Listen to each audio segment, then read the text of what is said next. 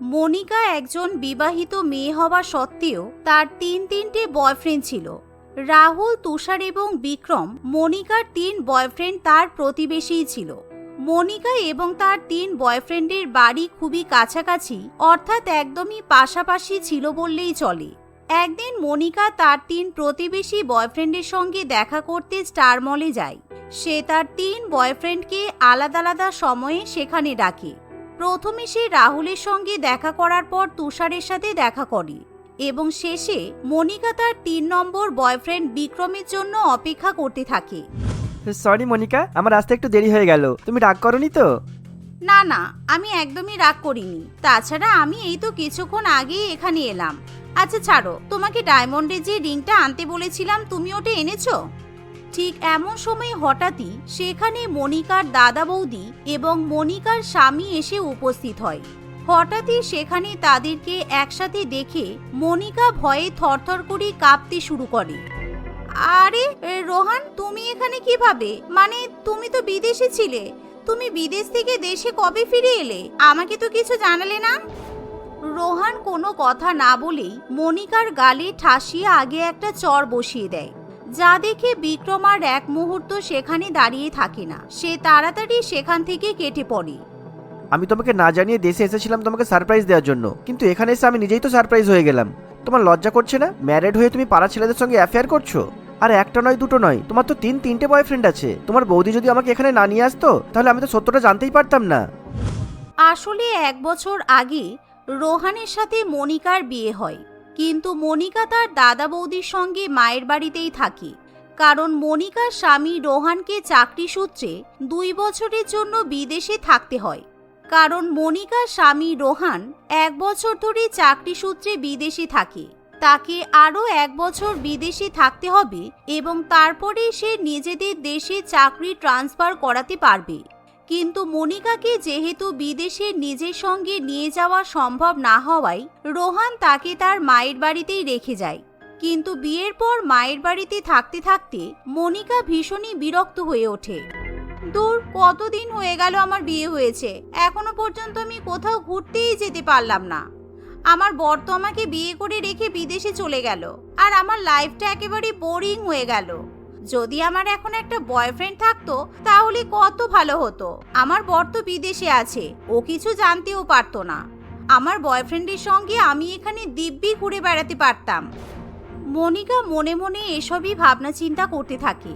ঠিক তখনই সেখানে মনিকার বৌদি সঞ্জনা এসে বলে, বলছি মনিকা, আমি জামা কাপড়গুলো কেচে দিয়েছি। সারাদিন তো তুমি বাড়িতে কিছুই করো না, সবসময় ফোন নিয়ে বসে থাকো। যাও, ছাদে গিয়ে একটু জামা কাপড়গুলো মেলে এসো তো। এই শুনে মনিকা জামা কাপড়গুলো নিয়ে ছাদে চলে যায়। কিন্তু ছাদে গিয়ে মনিকা তাদের প্রতিবেশীর বাড়ির দিকে তাকালে প্রতিবেশীর বাড়ির ছাদে রাহুলকে একটা গোলাপ ফুল হাতে নিয়ে দাঁড়িয়ে থাকতে দেখে। মনিকা ভেবে বসে রাহুল হয়তো তাকে সেই গোলাপ ফুল দিয়ে প্রপোজ করবে, তাই মনে মনে মনিকা ভীষণই খুশি হয়। আরে রাহুল দা তো আমাকে সিগন্যাল দিচ্ছে। আগে তো রাহুল দা এতটাও হ্যান্ডসাম ছিল না, তা না হলে আমি রাহুল দাকেই বিয়ে করে নিতাম। কিন্তু রাহুল দা তো খুব ভালো মতোই জানে আমার বিয়ে হয়ে গেছে, তারপরও আমাকে পটানোর চেষ্টা করছে কেন? যাক, তাতে আমার কি?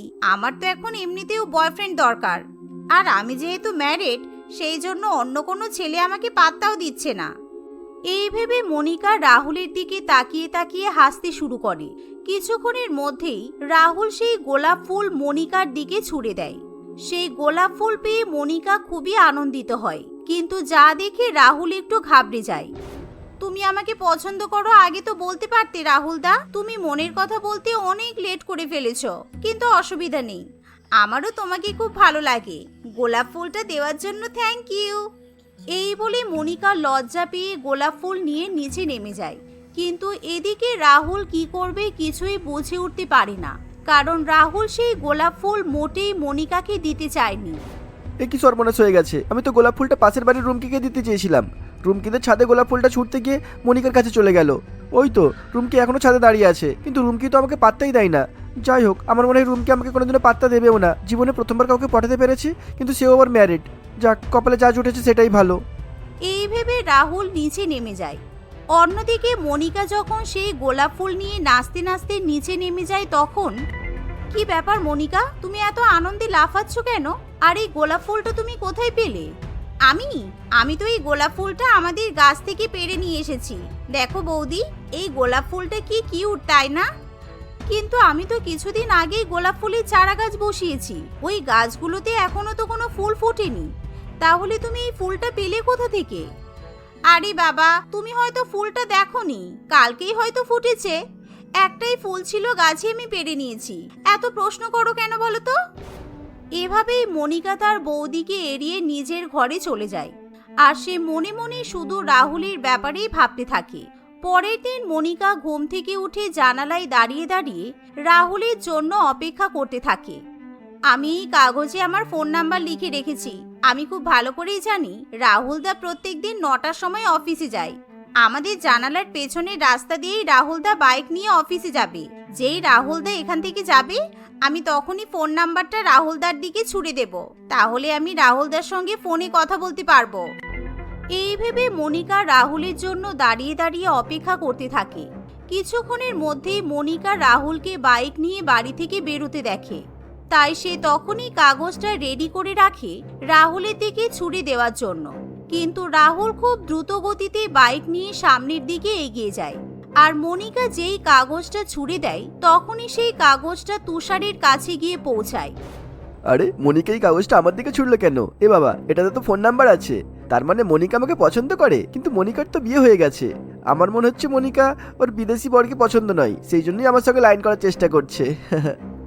এই ভেবে তুষার তখনই একটা কাগজে নিজের ফোন নাম্বার লিখে মনিকার ঘরের জানালার ভেতরের দিকে ছুড়ে দেয়, যা দেখে মনিকা ভীষণই কনফিউশনে পড়ে যায়। এটা কি হলো? আমি তো রাহুলদাকে ফোন নাম্বার দিতে চেয়েছিলাম, কিন্তু ফোন নাম্বারটা তো তুষারের কাছে চলে গেল।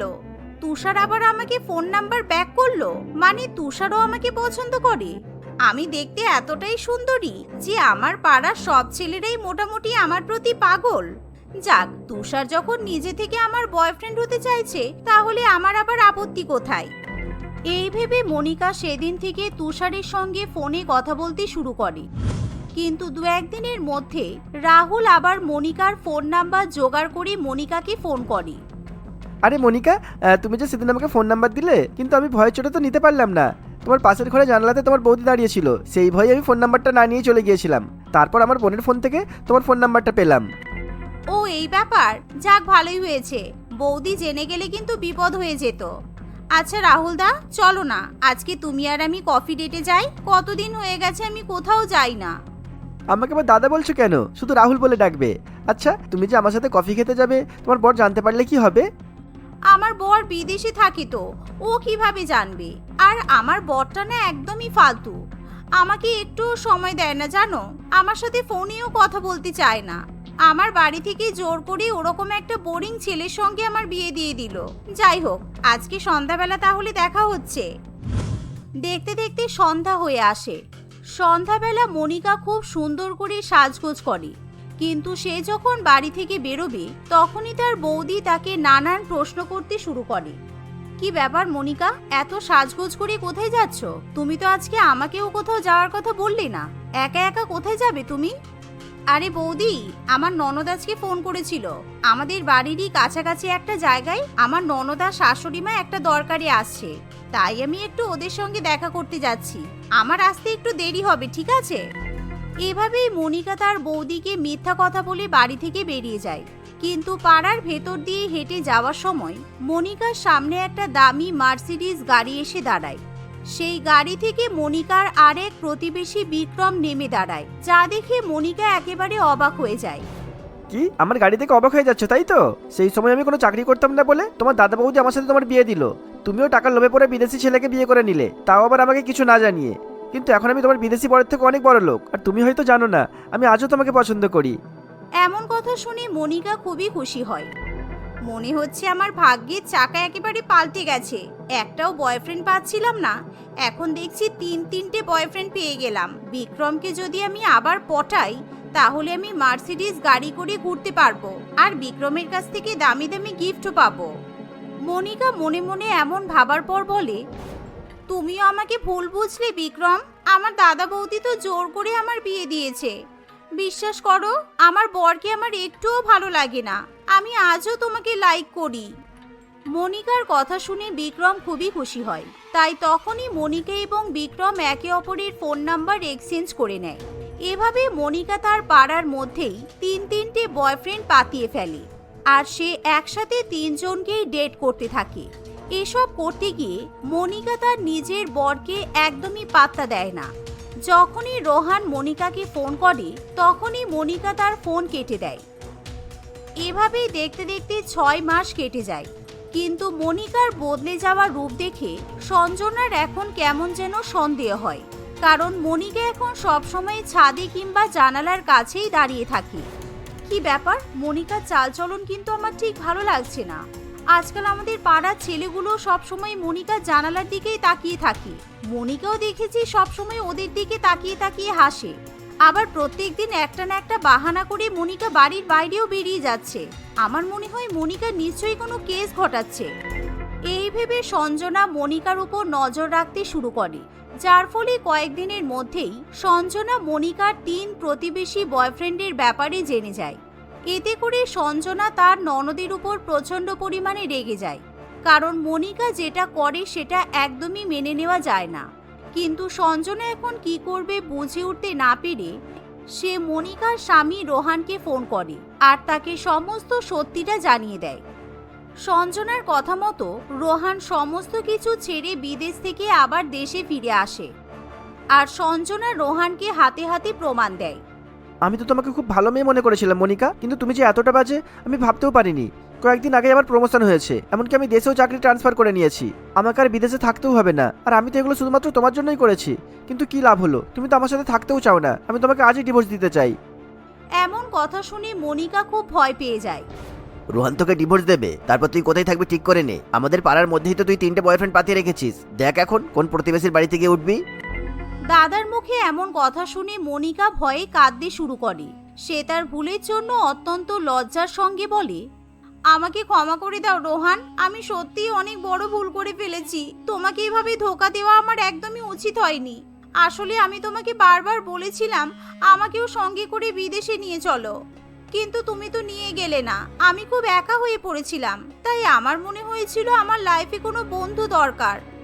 এসব ভেবেই আমি একটু ভুলভাল কাজ করে ফেলেছি, কিন্তু তুমি আমাকে একটা সুযোগ দাও, আমি আর কখনো এরকম করব না।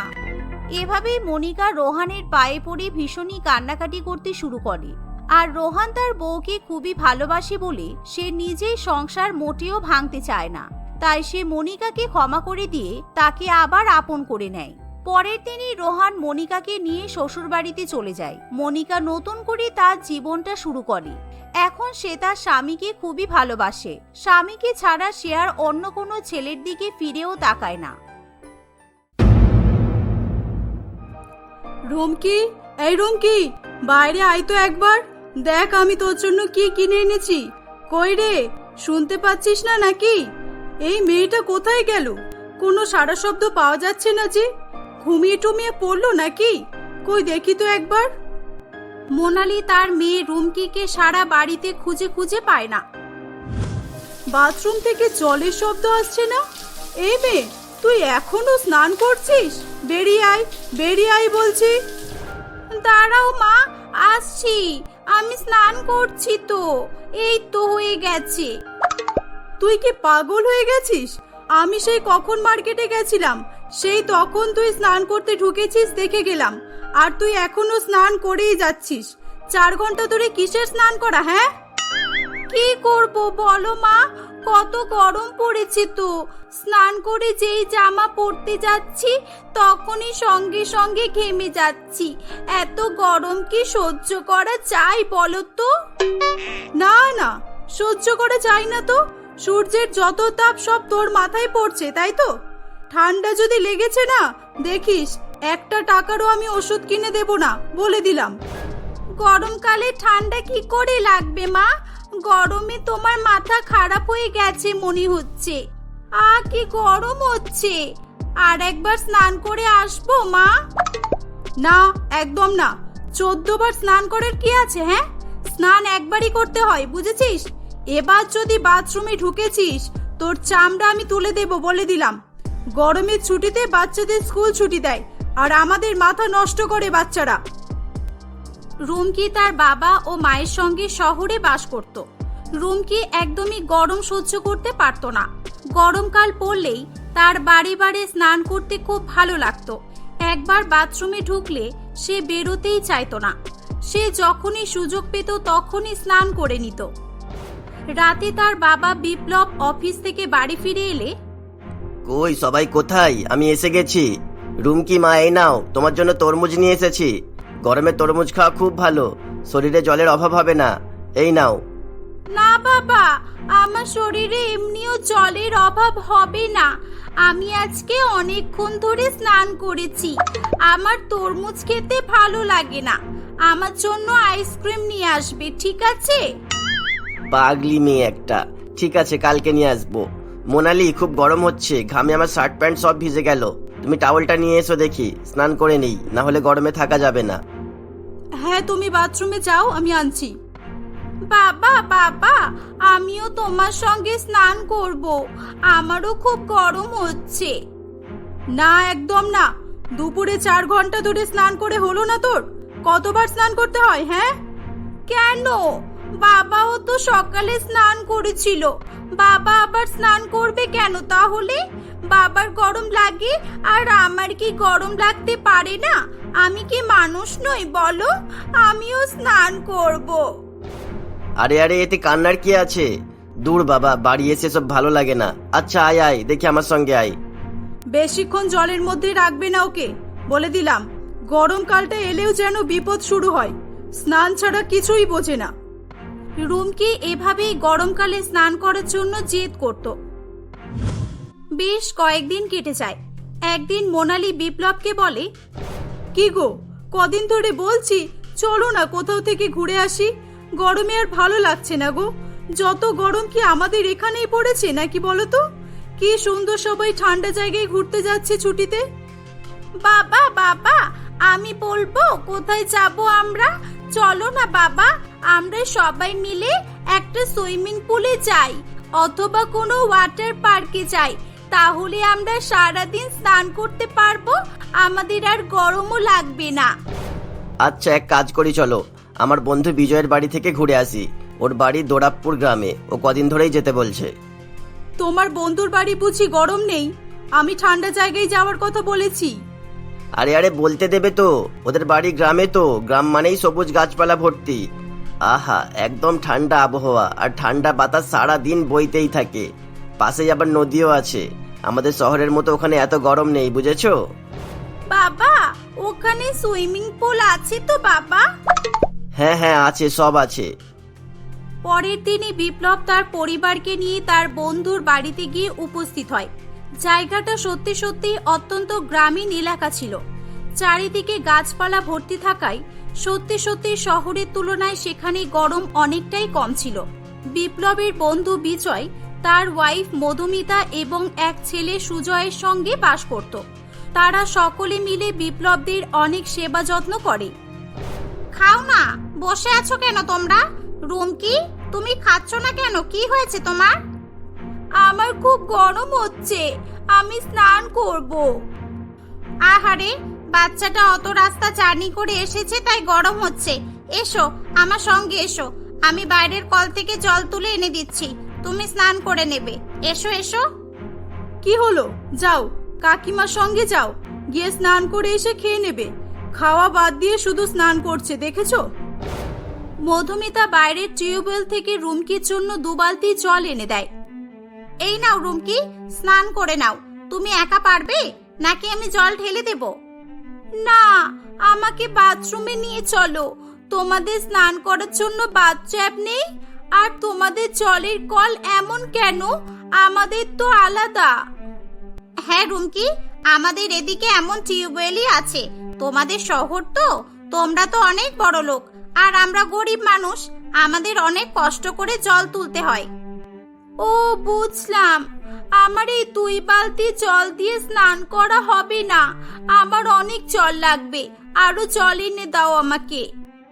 ওরে বাবা, আরো লাগবে? ঠিক আছে, তুমি এই জল দিয়ে আগে স্নান করো, না হলে আমি আবার জল এনে দেব।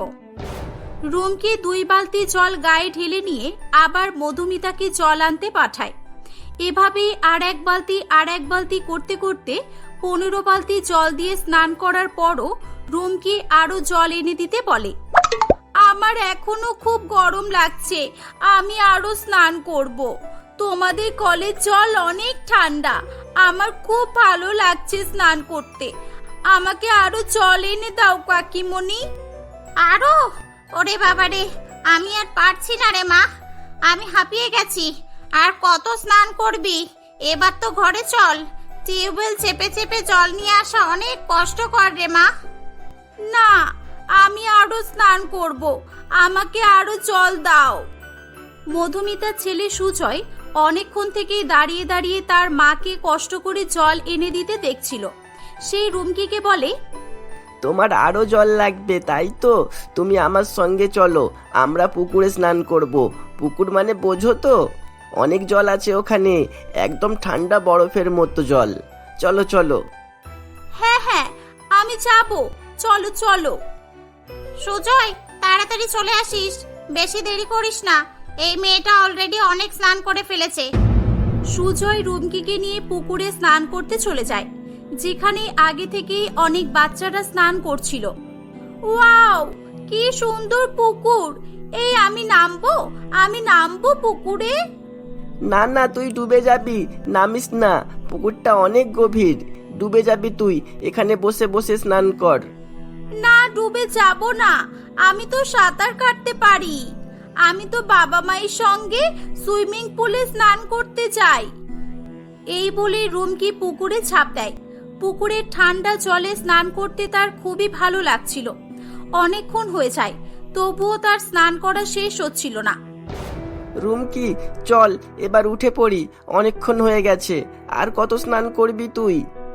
না, আমি যাব না এখন, তুই যা। আমি তো তোদের বাড়িতে স্নান করার জন্যই এসেছি, তাই আমি সারাদিন ধরে স্নান করব, আমাকে কেউ কিচ্ছু বলবে না। ওদিকে অনেকক্ষণ হয়ে গেলেও রুমকি ও সুজয় বাড়িতে না আসায় মোনালি রুমকিকে ডাকতে আসে। কি রে, তুই এখানে এসেও আমাকে জ্বালাবি? হ্যাঁ, ওঠ তাড়াতাড়ি, ওঠ বলছি, ওঠ ওঠ, শিগগিরই ওঠ।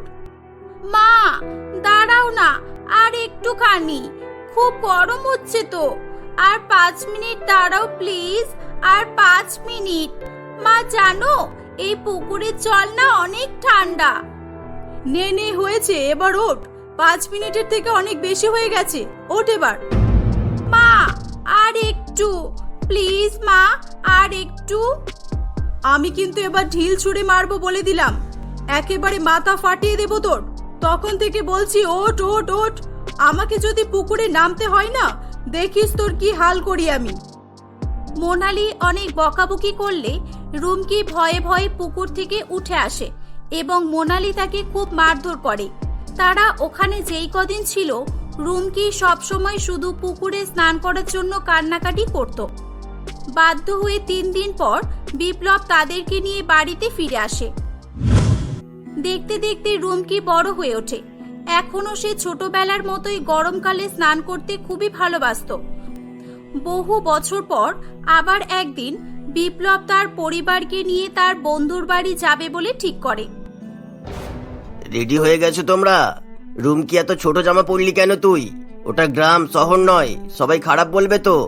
আরে কিছু হবে না, চলো না, শহরের মেয়েকে গ্রামে যেতে হলে কি আবার গ্রামের মেয়ে সাজতে হবে? ঠিক আছে মা, চল তো তুই। তারা পরের দিনই দরাবপুর গ্রামে পৌঁছে যায়। সেই পুকুরটা দেখে রুমকির ছোটবেলার কথা মনে পড়ে যায়। বিজয়দের বাড়িতে গিয়েই রুমকি কাউকে কিছু না বলেই স্নান করার জন্য অনেক ছোট ড্রেস পরে পুকুরে চলে আসে। অত ছোট জামা পরে তাকে স্নান করতে দেখে আশেপাশের সকলেই খুব অবাক হয়। এখানে মনে হয় কোনো শুটিং চলছে, এরকম ড্রেস পরে তো হিরোইনরা ফিল্মে স্নান করে। এই ভিডিও কর। এই মেয়েটার তো একটু লজ্জা নেই দেখছি, কি বাজে জামা পরে স্নান করছে রে বাবা। ইস, কি নোংরা, জামাটা না পরলেই তো পারতো, শুধু শুধু ওইটুকু জামা পরে কি লাভটাই না হচ্ছে। সকলেই রুমকিকে নিয়ে আলোচনা করছিল। আস্তে আস্তে এক এক করে সবাই রুমকির ভিডিও করতে শুরু করে, কিছুক্ষণের মধ্যেই ওখানে অনেক লোকের ভিড় জমে যায়। এসব কি হচ্ছে? সবাই আমার ভিডিও করছে কেন? আমি তো কিছুই বুঝতে পারছি না। Help help, please help! এই তোমরা কি করছো? যাও এখান থেকে, সরো! ভিড়ের মধ্যে থেকে একটা ইয়ং ছেলে বেরিয়ে আসে। এই সবাই সরো সরো সরো এখান থেকে, সাইড দাও। এই ওঠো ওঠো, তোমার কোনো ভয় নেই, আমি আছি। এই নাও আমার শার্টটা পরে নাও। এটা গ্রাম, এখানে শহরের মতো আচরণ করলে লোকজন তো এমন করবেই। রুমকি রুমকি ছেলেটির শার্ট পরার পর বলে, তুমি আমার নাম জানলে কি করে? কে তুমি? আমি সুজয়, মনে আছে নাকি ভুলে গেলে? ও তুমি সুজয়, থ্যাংক ইউ আমাকে এখান থেকে উদ্ধার করার জন্য। আমারই ভুল ছিল, আমি সুইমিং পুল ভেবে নিয়েছিলাম পুকুরটাকে। আমি আর স্নান করা নিয়ে পাগলামি করব না কখনো। রুমকিকে নিয়ে সুজয় তাদের বাড়িতে চলে আসে।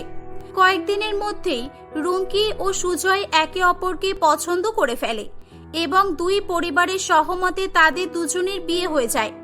বিয়ের পর রুমকি আর শহরে ফিরে যায় না, সে গ্রামেই থেকে যায়।